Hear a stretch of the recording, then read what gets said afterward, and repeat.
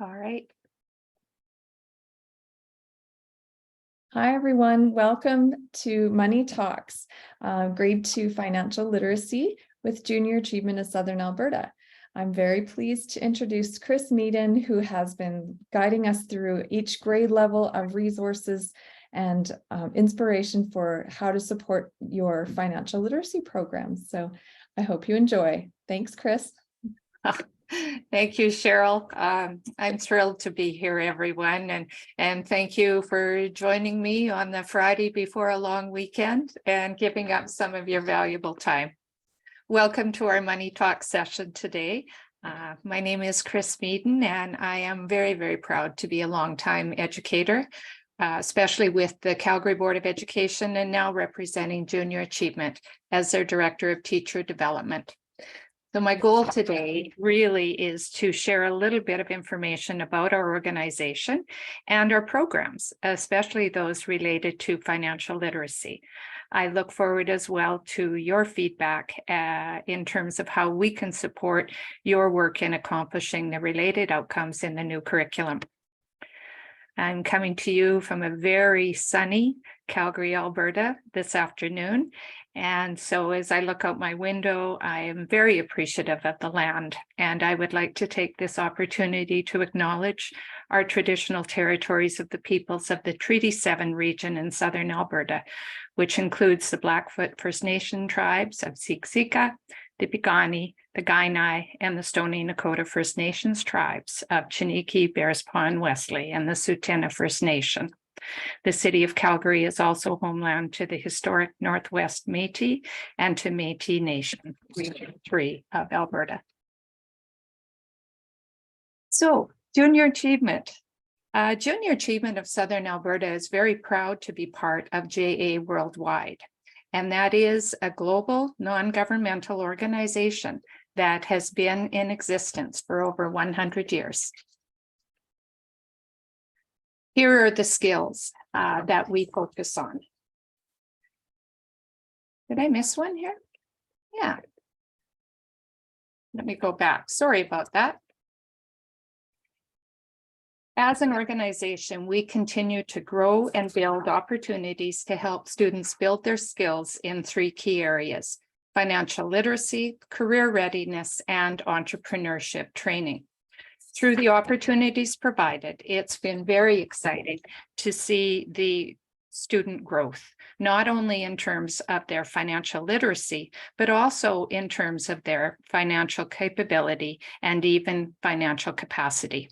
You'll see the term financial capacity more and more in the literature, and it is indeed that motivation and knowledge that helps all individuals engage with and use financial information to make sound decisions. Some of our volunteers and professionals have even found the information useful in their own financial planning, linking to what the literature also calls financial health. So JA Southern Alberta is very proud of its growth and its reach. It is one of the largest regional offices in Canada. We work very hard with the other regions, including Northern Alberta and the Northwest Territories, to consider our provincial needs and develop materials based on what is happening locally. In this case, our new provincial curricula.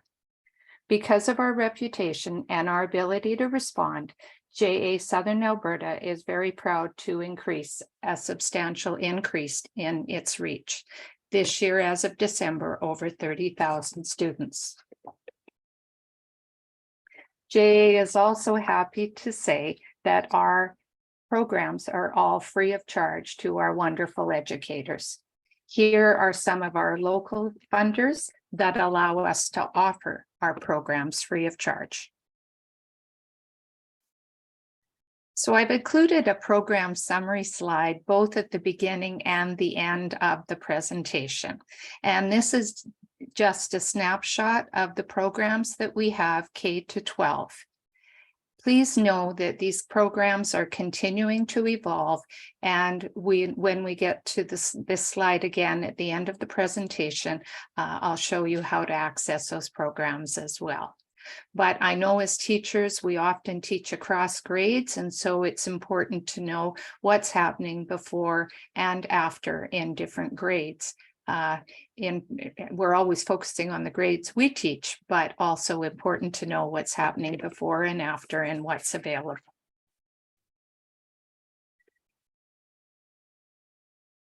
So our goal, as I said, is to help you prepare for your work related to financial literacy. We know you make very, very big decisions every day about the resources you choose as you consider and know your own classroom, the learning profiles of the students in your class, considering the lesson pacing, your assessment, and I know your big list goes on. So for you today, we've also included a visual journal link that you may find helpful as well. We know that this is something that you often use with students in order to help them organize their thoughts as they learn throughout presentations and readings and tasks. So we've included the same kind of thing for you. Might be just in this case, jot notes, an opportunity to draw, to web, or to organize in a chart, or however it is that works for you. It's interesting to note that although journaling is definitely a tool that we as teachers use, it's also something that the business world uses as well. And in that world, it's called a Bojo or graphic organizer. So as always, the wonderful work that teachers do is often translated to other professions as well. Okay, so our K-6 curriculum. So Alberta Education's new K-6 curriculum, as you probably, I know, have been studying, there is a scope of financial literacy outcomes that are identified in the physical education and wellness program of studies, or curriculum, sorry. Students will learn in age-appropriate ways that money has value and allows them to purchase the things that they need and want. Students, as always, will continue to work with money concepts in math to support the financial literacy skills used in phys ed and wellness. As well, Alberta Education has highlighted financial literacy as one of the practical skills alongside computer science, public speaking, and consent. So the big organizing idea, and you'll see the Alberta Education spiral there. The big organizing idea for financial literacy K-6 is that informed financial decision-making contributes to the well-being of individuals, groups, and communities. So this is again, the organizing idea for all 7 of those curricula. In terms of grade 2, the learning outcome to be reported on and assessed is that students will relate money and their decision-making. The grade 2 knowledge, understanding, skills, and procedures are also used to support the learning outcome for grade 2. So the following knowledge statements have been included here. Decisions about money include how to spend, save, and share. Individuals have a limited amount of money to spend. That money spent on one item means less money for others, and that individuals can save. Other knowledge items, individuals can donate, that money can be earned, and that responsible decision-making involves spending money on needs before wants. The following understandings also support the learning outcome in grade 2, that managing money involves making decisions, that decisions to money are based on needs and wants, and that these skills and procedures are essential. Distinguishing between a paying job and volunteer work, how money can be divided, and that practice, that very important practice of making money-related decisions. So much of what we're going to talk about today comes from the Our Community program, which is typically used in grade 2. For you as teachers, we always know the importance of vocabulary. So here's some sample word wall vocabulary that will help you delve into the learning outcomes and the knowledge, understanding, skills, and procedures. And when you have this slide deck, I've included a notes section. So there are, of course, definitions available for this word wall vocabulary. All righty, needs and wants. Needs and wants are a very, very key part of understanding for the K-6, all of the K-6 curriculum. So a discussion using a simple handout such as this in terms of which of these items would students consider are a need or a want. And then in Teachers Wonderful Ways, offering questions and comments from students in terms of why something in one person's case, a bicycle, for example, might be a need in terms of transportation. For other students, it might be a want. So being able to discuss that. And so items such, tasks such as this are available. Also diving into earning, saving, and spending. So here's another task that is available to students. What do these pictures have in common? So going to a fair, a movie, a zoo, for example, all of these items cost money. And so again, having that discussion with students about what are some of the decisions that they would make in terms of whether or not they would go to or participate in some of these activities.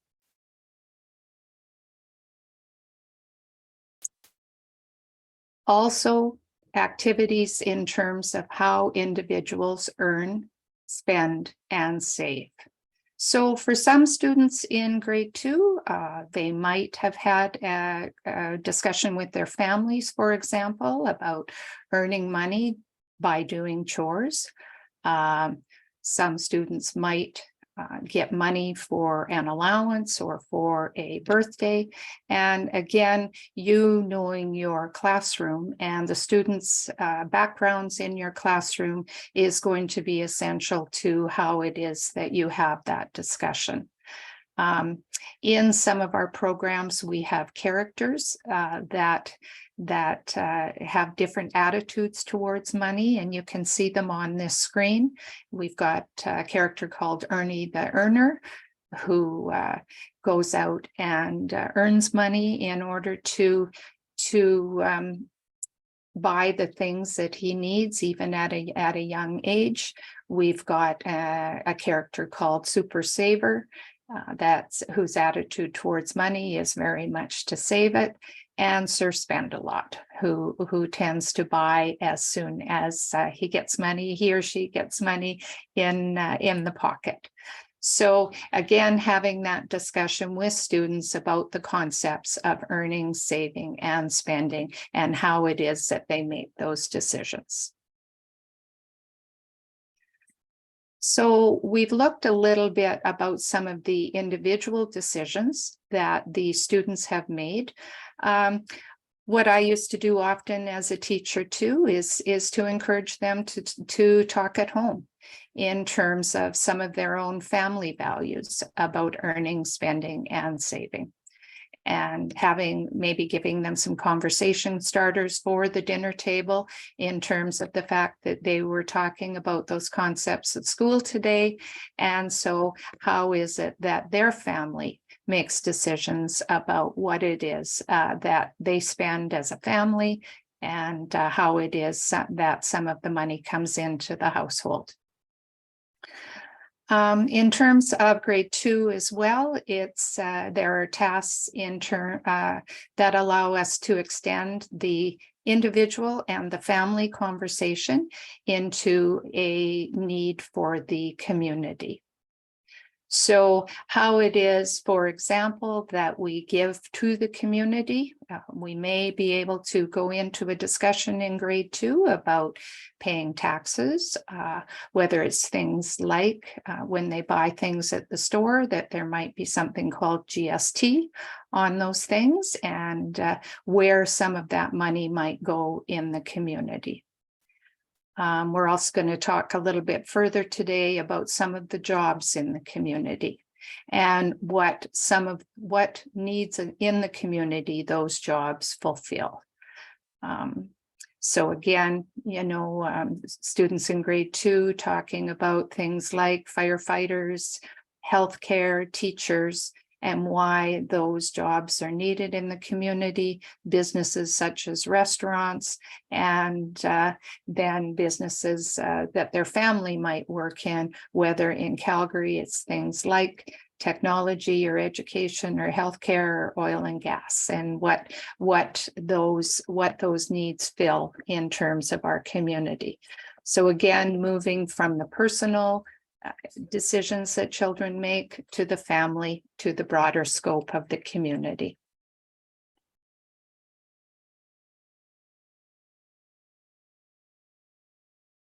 So here's just another slide that you might use.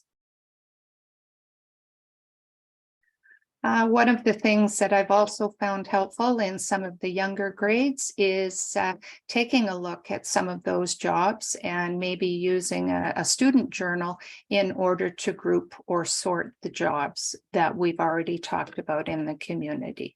So what are some of the categories that they might use? Maybe in a rural community, for example, they're very knowledgeable about things like farming or ranching, but they might not be as knowledgeable about some of the urban jobs that are available as well. So offering different perspectives in terms of where people live and what some of those jobs might be and what it is that people do to earn money in order to meet their needs. So a task that you might consider as well is a family and friend interview. And we certainly have a sheet that could help students do that in terms of their conversations at home. I would tend to extend some of the information that's on the sheet that I've got on the slide there. But having them talk to their parents or guardians or friends about their favorite job, what it is that they do, and what attracted them to that particular job, maybe some of the technologies, tools, and equipment that are used. Did they go to school? Did they learn on the job? Do they have to travel? And then, as always, what else is it that they would like to know as students about some of the jobs in the community through which people make money? And then again, that journal reflection for students about what job they find most interesting.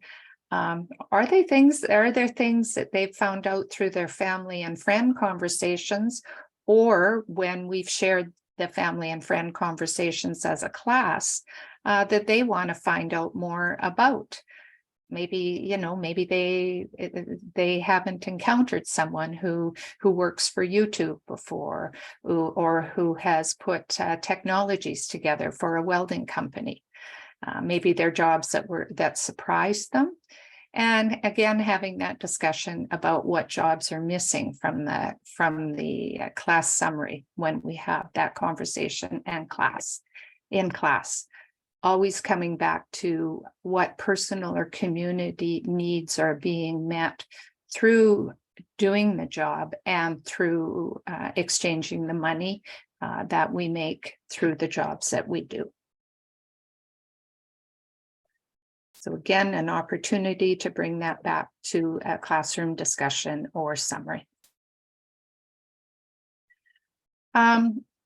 What you'll notice in many of the JA materials is that there are opportunities to lead discussions, and there are opportunities for some very open-ended tasks, but there's also tasks that are fairly guided. And so here's an example of one task that we've included with the grade 2 program that talks about spending and saving. And in this case, depending on the participant, the student participant, you might decide to use actual money, or you might just decide to use things like just small pieces of paper that represent different units, or different small plastic pieces of some of your math manipulatives, and just talk about in terms of spending and saving in terms of dividing up units. And so this would be a fairly structured task, but they're still making decisions about how many units it takes, for example, to eat leftovers and to take something out of the fridge versus going to a restaurant. I would tend to transfer these mostly to using some sort of representatives of money eventually, but that of course is up to you. Another interesting concept that we've included in the grade 2 program is around the money circle, which is around the exchange of money. And the task that's included in the program talks about someone making money and buying shoes, and then sort of tracking a pair of shoes through the process in terms of the fact that there is someone who has made the shoes, and that those shoes, that individual in the factory has been paid by the company in order to make the shoes. And so that allows the shoe factory worker to buy food and other needed items for his or her family. And it also allows us as consumers to be able to buy those shoes. So it's a circle. It really is a circle of earning and spending. And in the JA program, there's a kinesthetic activity where different stations are set up, and students can participate or role play in these different roles in terms of earning and spending money on a pair of shoes. I would, if it was me, I might extend the conversation for students to create, for example, their own money circle. And what do they know about the exchange of money? So looking at, for example, maybe buying groceries at home, and then going back and considering, well, where do the groceries come from, and who gets paid for packaging the groceries or for growing the vegetables, and then what do those people do with the money they earn versus what you do with the money you earn as the consumer. So again, could be another extended journal activity for the students. I know that you are always looking for literacy and numeracy connections as well, particularly in grade 2. As in all grades, teachers are masters at making connections between the different curriculum. And so here's a couple of books that I have found. Unfortunately, I haven't found a lot of Canadian, specifically Canadian books right now, but I am on the hunt and hope to have a list of literature available for our students or for our teachers for next fall. But Rock, Brock and the Saving Shock is one book you might use to integrate into both literacy and mathematics. And it is about two brothers who get money from their grandfather, and they have very, very different spending habits. One of them's a saver and one is not. And so it follows that story through. And a chair for my mother is an award-winning children's book as well. It is about a family who unfortunately had a fire in their home, and they are working through a process to rebuild their money jar so that they can buy a chair for their mother. And it's a beautiful story. So again, take a look at these. I'm certainly anxious as well to hear your perspectives about these, and really hope to be able to build out a series of children's literature options for you.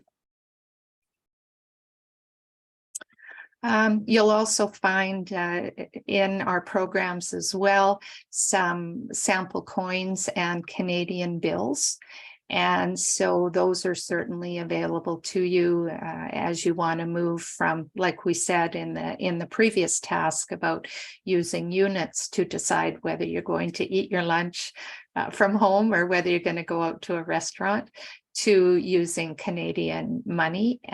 There's sheets like this available not only on Canadian coins, but also on Canadian bills.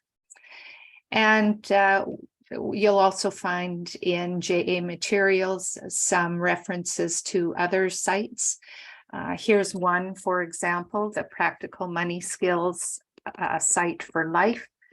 I will be working with this particular group as well. They've, I think, got some great resources on this site in terms of Marvel comic, for example, and graphic novels. Not all the links at this point are working. So some of them are and some of them aren't, but certainly there are many financial organizations that have partnered with folks such as us in order to bring financial literacy to the forefront. So that's a lot of financial literacy information. I also wanted to highlight today, because computer science is one of the practical skills that is highlighted in the new curriculum as well, a program that we have called RoboGarden. And we've had some great response to this program. It was a Made in Calgary program, and we have partnered with the developers. So certainly gamified looks primarily in grade 2 at that block coding process. And I certainly invite you to have a look at that as well. It can be used as a self-directed program by our students, and it also has a teacher learning management system that is attached to it. Again, as the wonderful teachers that you are, I know that you have a range of abilities in your classroom. And so again, even though this program has kind of grades attached to it, I would encourage you to look at the different grade levels as they apply to the skill set of the different individuals in your class. And so here's just a picture of that block coding exercise in RoboGarden. Okay, so what's next for JA? I would say that we're really excited to walk alongside you in your as you incorporate financial literacy into your classroom. And so we hope to have more and varied tasks for you to do so that you can choose from the different tasks. We're also working on a learning management system that is more paperless for you. In the past, many of our programs have been paper and booklet based, and we know that first of all, with printing costs, we simply can't continue to do that. And we also know with some of the current pedagogies that isn't always it isn't always something that we are doing. We want to offer more voice and choice for you as well as for our students. And so we are continuing to learn and grow as you give us feedback as well. And we really do want to know how important, we want you to know how important you are to the work that we do. We wouldn't exist if you and the students weren't there. And so again, this is a video that we have created in order to give you that message.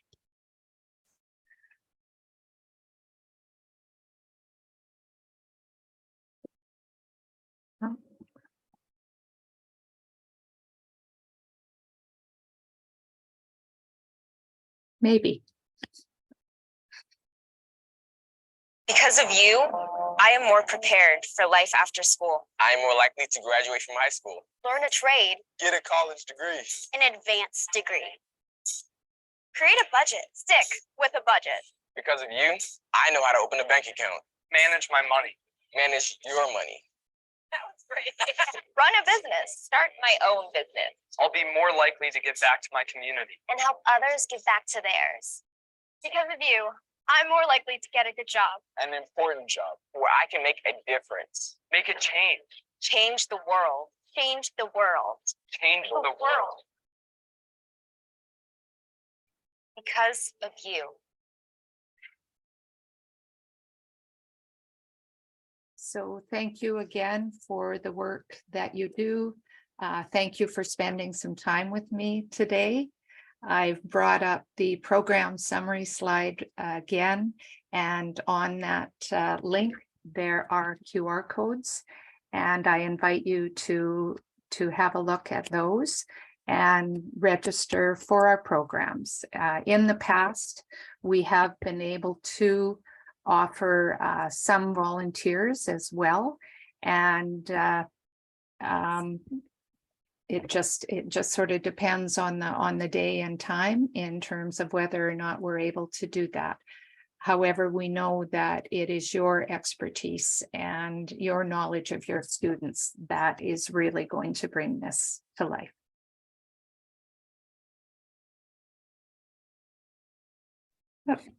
Thank you so much, Chris. Okay. Yeah, just to remind everyone that the link to the slides is in the chat right now, so you can click on that. If you're watching the recording, it will come up for you on the right-hand side of the video. And so the link to the slides is there, which offers you the connections to the resources and all of the videos and features that Chris presented with it today. So we will send out the recording to everyone who has been registered for the session, but you will also find it on the ARPDC resource site very soon. Thank you so much to Chris for your work in preparing and offering these resources to us. And I wish everyone a really happy weekend. Take care. We're thinking about all of the people who are experiencing and suffering through the fires right now. So take good care of each other and take care of our land. And we will hopefully see you next week at our grade 1 session. Thanks, everyone. Thank you.